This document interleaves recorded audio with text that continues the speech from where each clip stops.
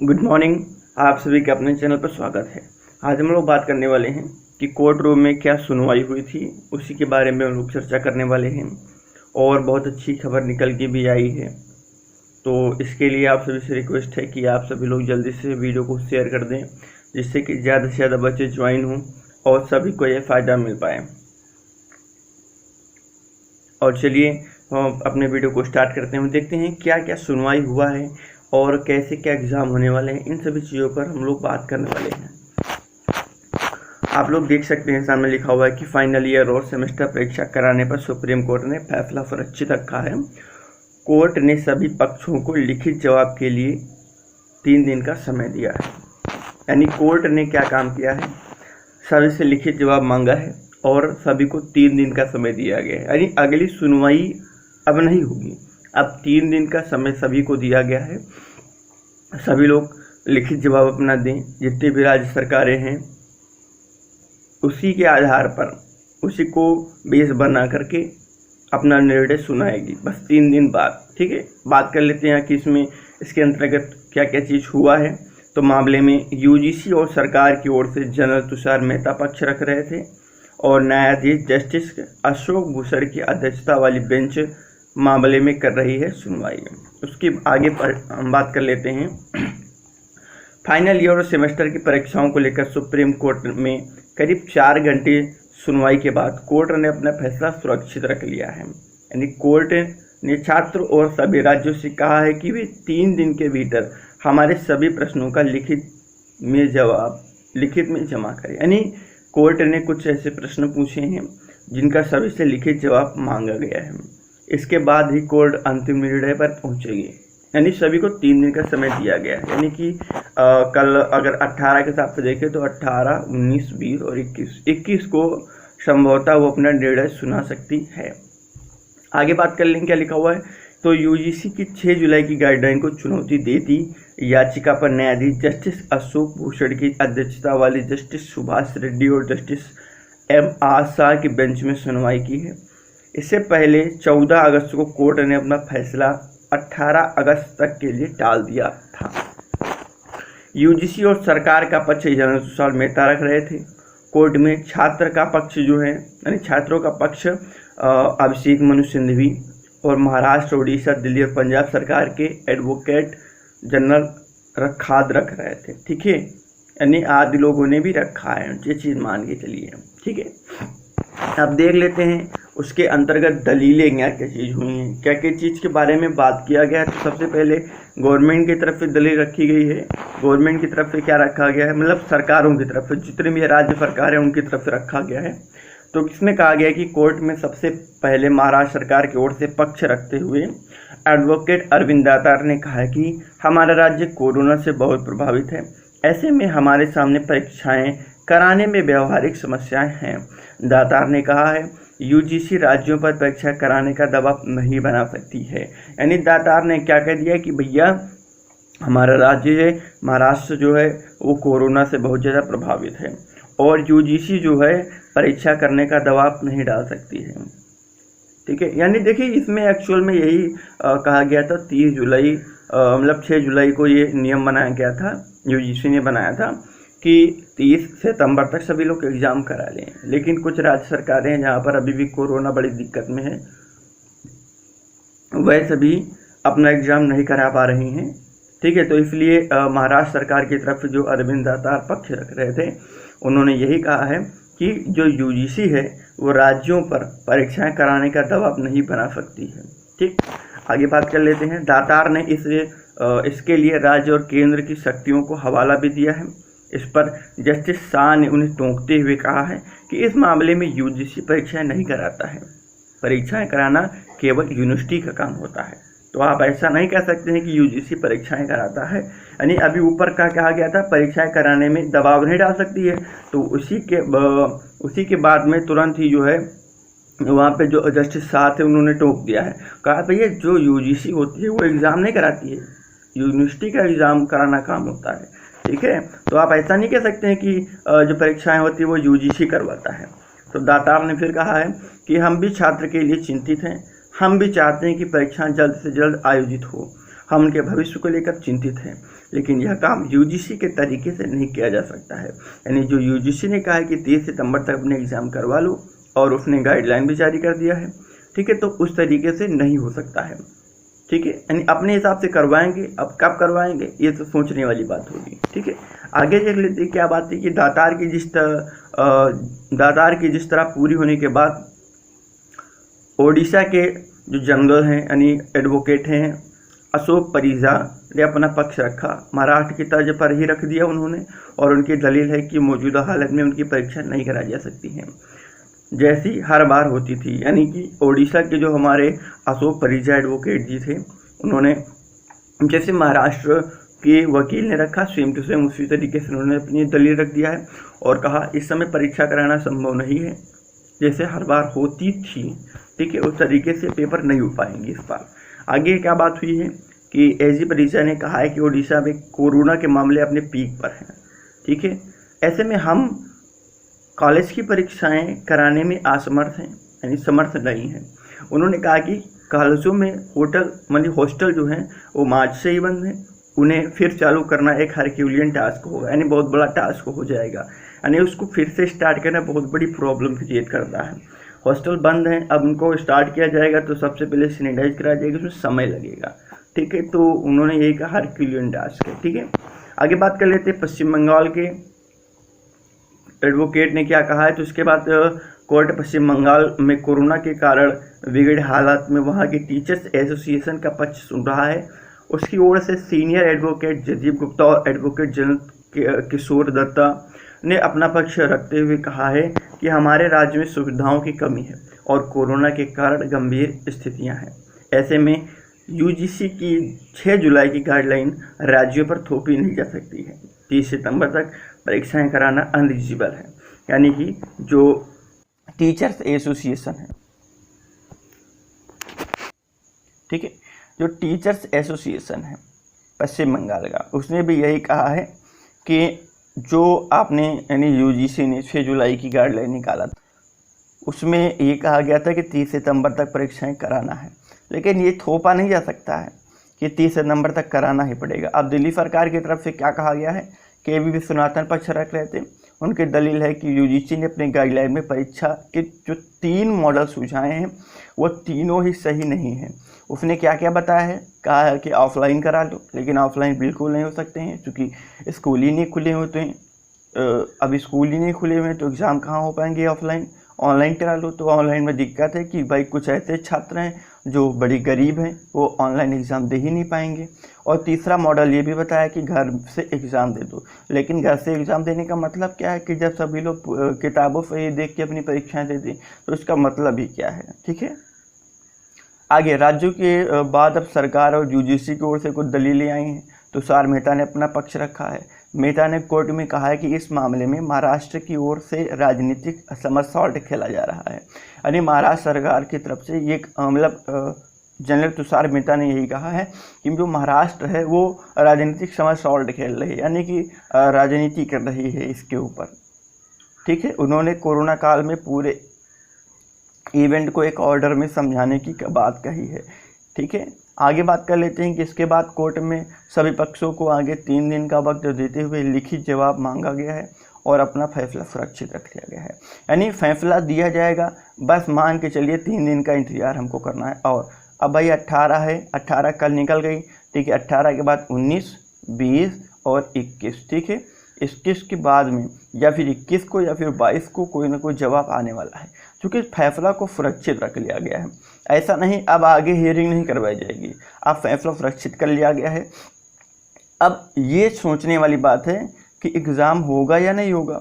अगर मानव आपदा अधिनियम, ठीक है, ये माना गया, इसके हिसाब से सभी को छूट दिया गया, तो जहाँ पर कोरोना महामारी ज़्यादा है, जैसे अभी अगर प्रयागराज की बात करें तो प्रयागराज में डेली का डेली 40, 50, 60 केस से ज़्यादा निकल रहे हैं, ठीक है, 100 केस आ रहे हैं कई दिन में, ठीक है। तो इसका भी हवाला दे करके संभवतः सभी को रद्द किया जा सकता है पेपर। लेकिन ये यूजीसी है, ये गवर्नमेंट है, ठीक है, अब वो गवर्नमेंट कैसा जवाब करती है ये तो 3 दिन बाद देखने वाली बात होगी, ठीक है।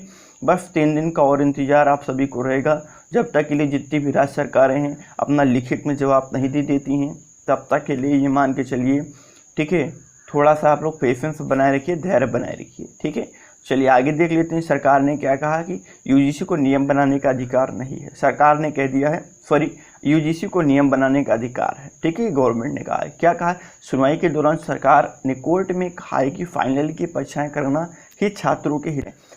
सरकार और यूजीसी का पक्ष कोर्ट में सॉलिसिटर जनरल तुषार मेहता रख रहे थे। सुनवाई के दौरान कोर्ट से यह भी कहा गया कि परीक्षा के मामले में नियम बनाने का अधिकार यूजीसी को ही है। यानी गवर्नमेंट ने क्या कहा है कि जो परीक्षा के नियम हैं, ठीक है, परीक्षा के नियम जो बनाने का अधिकार होता है वो केवल यूजीसी को होता है, और कंडक्ट कराने का काम केवल यूनिवर्सिटीज़ को होता है।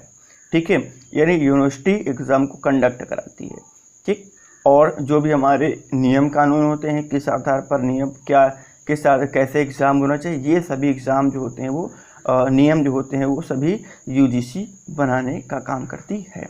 आगे बात कर लेते हैं कि राज्य के पास परीक्षा रद्द करने की शक्ति नहीं है। ठीक है, तुषार मेहता ने कहा है कि मुंबई और दिल्ली राज्यों की तरफ से दिए गए एफिडेविट यूजीसी की गाइडलाइन के बिल्कुल उलट हैं।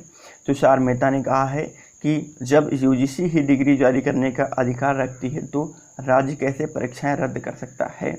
ठीक है, ये तुषार मेहता ने कहा है कि जब यूजीसी मतलब जो है वो डिग्री ही बनाने का काम करती है तो परीक्षा रद्द राज्य सरकार कैसे कर सकता है। यानी यूजीसी कह दे अगर कि एग्ज़ाम ना कराओ तो एग्ज़ाम नहीं होगा, लेकिन ऐसा नहीं है। इससे क्या हो जाएगा, स्टैंडर्ड हमारा ख़राब हो जाएगा। तो यूजीसी ने अगली दलील दिया है, कहा है कि स्टैंडर्ड ख़राब हो जाएगा। यानी इससे पहले यूनिवर्सिटी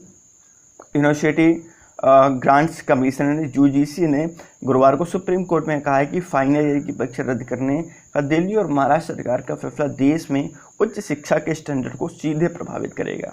दरअसल यूजीसी के सितंबर के अंत तक फाइनल ईयर की परीक्षा कराने के फैसले के खिलाफ जारी याचिका पर कोर्ट में जवाब दिया गया है। क्या है स्टूडेंट की मांग, यानी स्टूडेंट क्या मांग कर रहे हैं। तो देखिए, जो भाई जो वीडियो देख रहे हो वही मांग सबकी होगी, पेपर ना कराओ। ठीक है, तो वही काम है। यहाँ पर कहा गया है कि दायर याचिका में स्टूडेंट ने फाइनल ईयर की परीक्षा रद्द करने की मांग की है। इसके साथ ही स्टूडेंट ने आंतरिक मूल्यांकन या पिछले प्रदर्शन के आधार पर पदोन्नति करने की मांग की है। इसके पिछली सुनवाई में यूजीसी की ओर से पेश सॉलिसिटर जनरल तुषार मेहता ने शीर्ष अदालत में कहा है कि राज्य नियमों को बदल नहीं सकता है, परीक्षा न कराना छात्रों के हित में नहीं है। 31 छात्र की तरफ से केस लड़ रहे अलख आलोक श्रीवास्तव ने कहा है कि हमारा मसला है कि यूजीसी गाइडलाइन कितनी लीगल है।